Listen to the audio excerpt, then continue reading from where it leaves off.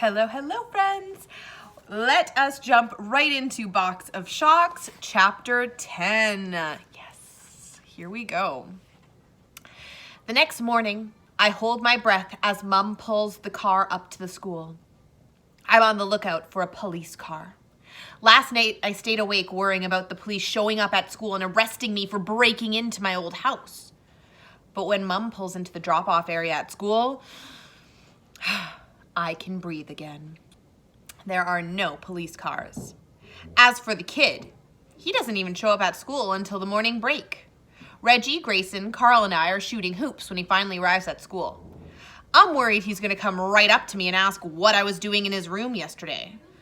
I'm worried he'll tell me he's going to the police unless I pay him $100 a day for the rest of the year.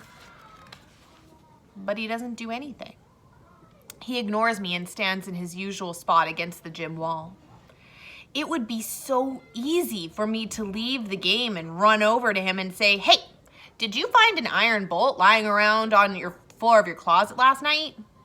I really want to ask him, but I don't. I can't. No one, and I mean no one, ever talks to him. Ever. He has no friends. He doesn't even have enemies. Everyone acts like he's invisible. If he disappeared, it would probably take a week or two for anyone to notice. Probably the teachers wouldn't even notice. So for me to leave a game of 2-on-2 and ask this kid who would look really bad. As much as I want to, I can't ask him about my bolt, or about why there's no food in his kitchen, or why there's no furniture in any of the rooms, and why he doesn't even have one single map on his bedroom wall. During class, I watch the kid from my seat in the back of the room. I can't stop wondering if he found the bolt. I watch. I stare. I follow everything he does, every move he makes, looking for a clue that he might have my bolt. But all I see is his blank stare as he sits with his hands hanging down by his sides. He never moves his head and only blinks once in a while. That's it. Halfway through math class, his left foot is tapping the floor at high speed, and every so often he shakes his head. Sometimes he'll scratch his leg, and twice he sticks his pinky finger in his ear and twists like he's digging around for something. This doesn't tell me anything. He is wearing gray sweats that are way too small for him, and his socks don't even match. One's dirty white while the other one's blue. Mum would be appalled. She always says the way you dress shows what kind of a person you are. What do the kid's too small sweatpants and mismatched socks and baggy old sweater say about him? I couldn't care less how he dresses. All I'm interested in are his pockets. If he has pockets somewhere, there's a chance he could be carrying around the bolt he found in my old closet. But the sweats don't have any pockets. His sweater doesn't have any pockets either. I do notice something rolled up in one of his sleeves. Yes, whatever he has rolled up in that sleeve is a definite possibility. I'll have to keep an eye on that one. At lunch, I keep watching. It isn't easy. I have to be careful.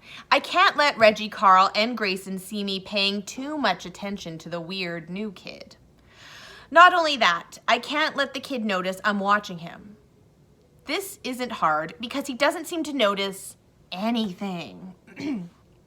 It's like he's in a different dimension or something. Mum would say he's in his own little world. At the start of lunch, he unrolls the sleeve of his sweater. It's not my bolt.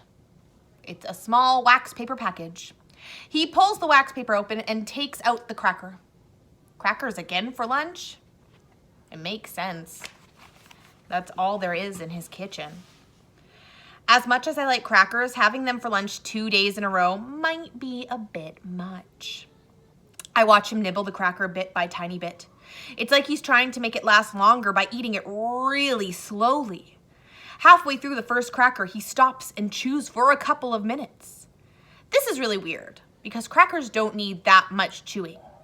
It's like he's wishing he was eating something more, something bigger, like a sandwich or a cookie, instead of a cracker.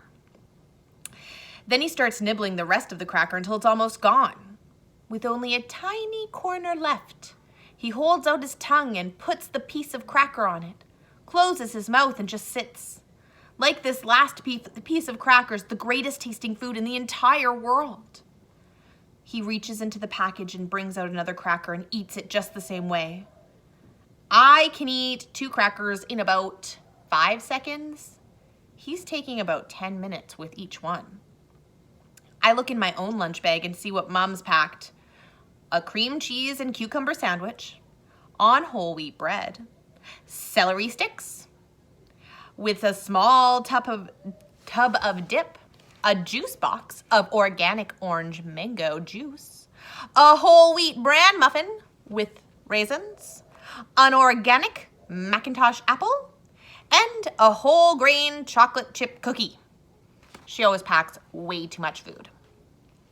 In the time it takes for the kid to eat his 3rd cracker, I wolf down the sandwich, celery, muffin, and apple, and I guzzle my juice. When the kid gets up to leave the lunchroom, I slip the cookie in my pocket so I can get outside and keep an eye on him. There's still a chance he might have my bolt. After school, I'm supposed to walk straight home because Mom has a staff meeting at the bank and Dad teaches a late class at the college. I don't walk straight home. Instead, I follow the kid. I stay as far back as I can without losing sight of him. Along the way, I keep an eye out for bushes to hide behind, just in case. But the kid never turns around. He walks straight up Wood Avenue to the bottle depot where he disappears around the back. After a few minutes, I creep up to the front window and poke my head up, just enough to peer inside. There he is. He's near the back, wearing this big old apron and a pair of rubber gloves. He's sorting bottles and cans into big bins, and a fat guy in a dirty undershirt is ordering him around. It must be the kid's after-school job. If he works here every day after school, just think how much spending money he probably has. A few months ago, I told Mom and Dad I wanted to get a job to earn extra cash. They told me I'd be working for the rest of my life, and they wanted me to enjoy my childhood. It didn't surprise me. They never let me do anything. The sign on the front door says the bottle depot is open until 6 o'clock every night. That explains why he doesn't get home until late every day after school. Except for yesterday.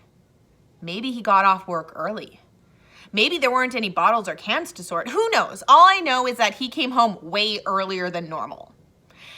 Today, there's a mountain of cans and bottles for him to sort. By the looks of things, he'll be kept busy until closing time, maybe even later. And his parents, they never show up at the house until after 8 o'clock. Who knows where they go? Probably some job where they have to work late. I don't care where they go or what they do. All I care is that tonight, the house will be empty until at least 6 o'clock. And that's the end of chapter 10. I hope you guys are still liking the story. I love this book. I love it so much. So I'm really glad I'm able to share it with you.